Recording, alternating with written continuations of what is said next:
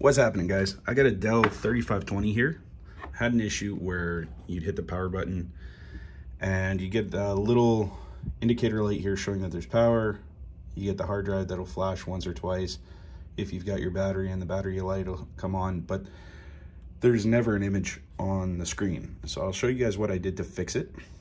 Basically underneath the computer here, just adjust this. Underneath you've got all these screws. I take all those screws out, except for these two.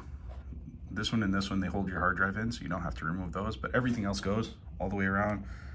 3 on the screen side, either side. You got 1 center, both sides, and then like 5 on the top. You wanna take those out. On the keyboard here, there's these little tabs. You wanna put something flat in here and just basically push those away. It goes all the way along the top here, and then this keyboard clips up, and underneath there's a wire. So you want to disconnect that wire. There's just a little tab that flips up and the ribbon pulls out. You remove your keyboard. Right about here, there's another connector that goes to the power button. It's got like a little blue tab on it. You want to disconnect that. And then over here by the mouse, there's another one that goes to the trackpad. You want to disconnect that as well. Now, underneath the keyboard, there's going to be 2 screws, one here and one here.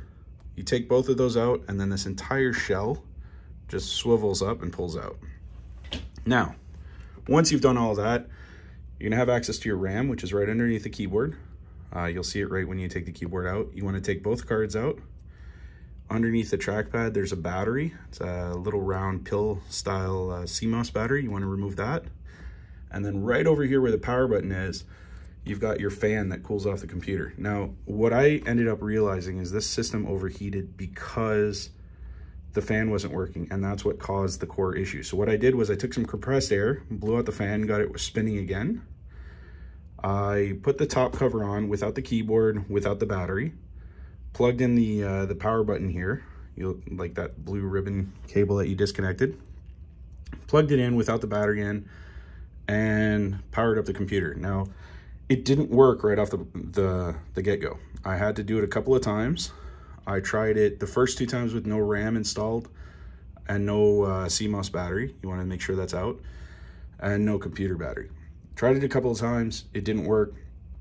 Didn't get any beeps for the memory. No big deal. I put the RAM back in, plugged the power back in, tried it up a couple more times. After like 2 or 3 times, it did actually boot. I did actually get an image. So from there, disconnected the power. You put the little CMOS battery back in under here. You don't really have to take the whole cover off. You can just kind of leave it on an angle, put that battery in. It's fairly simple. You want to reconnect your trackpad button underneath the keyboard. Make sure your RAM's in good. And then the tricky part I found was installing the ribbon cable for the keyboard.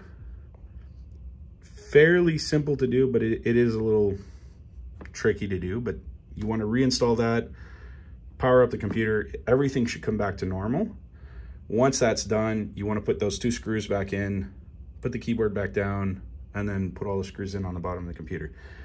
Incidentally, if you want to upgrade your computer and make it run a hell of a lot faster, while I had it open, I upgraded the hard drive. Those 2 screws I was talking about right here, those 2 come out, and that's for your hard drive.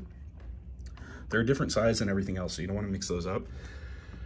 I picked up a solid state drive off of Amazon. I think it was like 25 or 30 bucks. Drop that in, and then you can upgrade your RAM on this up to a maximum of 16 gigs. I believe a 16 gig kit on Amazon was going for like 70 or 80 bucks.